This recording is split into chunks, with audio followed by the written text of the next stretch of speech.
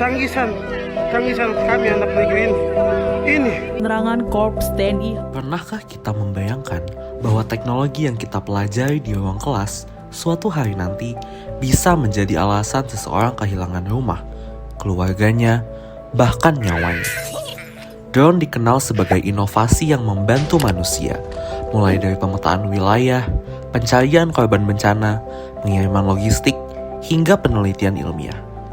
Namun di Papua, drone bukan lagi menjadi simbol kemajuan teknologi. Pada tahun 2026, terjadi dugaan pengoboman menggunakan drone di Intan Jaya yang menyebabkan luka berat bahkan meninggal akibat ledakan bom. Peristiwa ini memperlihatkan bagaimana teknologi yang semula diciptakan untuk membantu kehidupan dapat mengalami distorsi fungsi hingga berubah menjadi instrumen kekerasan. Kemudian muncul pertanyaan yang jauh lebih besar daripada sekadar bagaimana drone bekerja. Pertanyaannya adalah, untuk siapa teknologi itu bekerja? Wahai para Bhaskar Dirgantara, kencangkan sabuk pengaman kalian dan marilah bangun industri Dirgantara. Disinilah tim senator KMPN dan Sisi Dirgantara bersatu padu untuk berani bersuara. Kami hadir bukan hanya sebagai pengamat, melainkan sebagai mahasiswa yang peduli pada keamanan, yang menolak bungkam melihat ilmu kedirgantaraan disalahgunakan. Selama ini, pembahasan mengenai konflik Papua lebih banyak dilihat dari sudut pandang politik, keamanan, hukum internasional, maupun strategi militer. Sementara, drone lebih sering dipandang sebagai teknologi yang meningkatkan efektivitas operasi, kemampuan pengawasan, ataupun efisiensi misi. Padahal, ada satu perspektif yang jarang dibahas, yaitu perspektif etika teknologi. Teknologi tidak pernah benar-benar netral. Nilai sebuah teknologi juga ditentukan oleh bagaimana, untuk siapa, dan dalam konteks apa teknologi tersebut digunakan.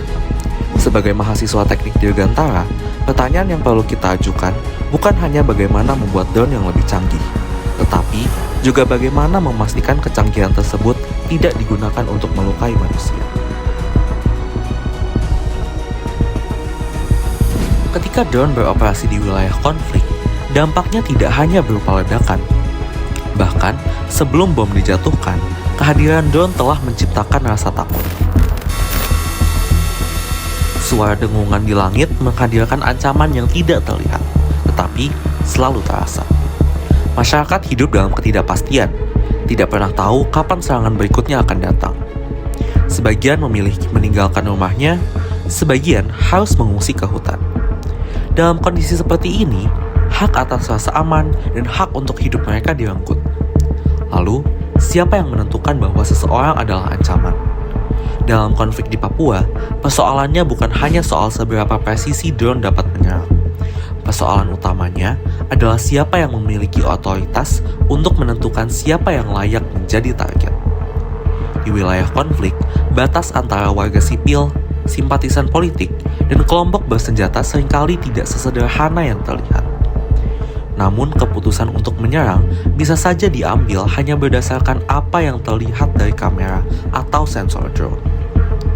Ketika identifikasi dilakukan tanpa proses hukum yang jelas dan tanpa verifikasi yang independen, risiko salah sasaran menjadi sangat besar. Warga sipil dapat diberi label sebagai ancaman, lalu kehilangan hak paling mendasarnya tanpa pernah mendapat kesempatan untuk membela diri. Secanggih apapun sebuah drone, keputusan untuk menyerang tetaplah keputusan manusia. Dan setiap keputusan itu membawa konsekuensi yang nyata bagi kehidupan orang lain. Di kelas, kita belajar tentang sistem navigasi, autonomous flight, payload, hingga optimasi misi. Semua dipahami sebagai masalah teknis yang harus diselesaikan. Namun nyatanya, di luar itu semua, cara teknologi itu digunakan akan menentukan apakah akan menjadi alat yang menyelamatkan atau justru melukai. Disinilah letak paradoks etika Dirgantara. Ilmu yang dikembangkan untuk mempermudah kehidupan dapat mengalami distorsi fungsi ketika digunakan tanpa mempertimbangkan nilai kemanusiaan. Karena itu, tanggung jawab seorang engineer tidak berhenti ketika teknologinya berhasil bekerja, tetapi juga pada dampak yang mungkin ditimbulkannya.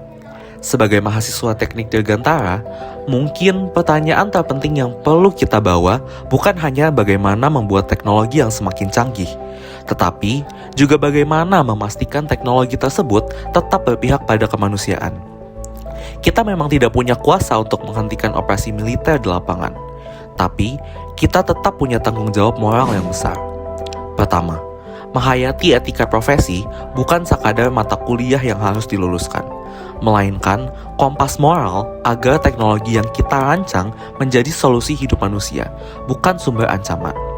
Kedua, terus menyuarakan isu kemanusiaan di Papua agar tidak tenggelam oleh waktu.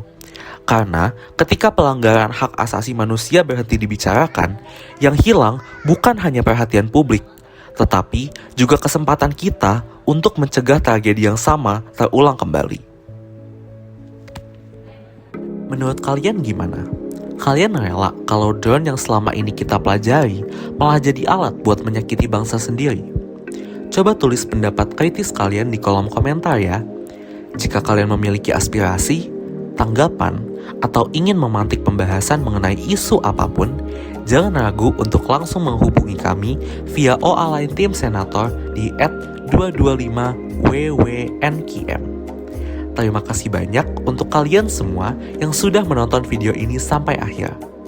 Video yang kalian saksikan ini adalah produk kolaborasi spesial dari Tim Senator KMPN dan Sisi Dirgantara sebagai wujud nyata kepedulian kami pada bangsa. Agar kalian tidak ketinggalan konten-konten kritis dan pembahasan isu hangat tentang negeri ini, pastikan untuk follow Instagram resmi kami di @timsenatorkmpn. Dan untuk kalian yang ingin terus memperbarui wawasan seputar dunia penerbangan dan teknologi udara, jangan lupa juga untuk follow @sisidirgantara. Mari bersama-sama mengawal teknologi agar tetap berpihak pada kemanusiaan. Sampai jumpa di konten berikutnya.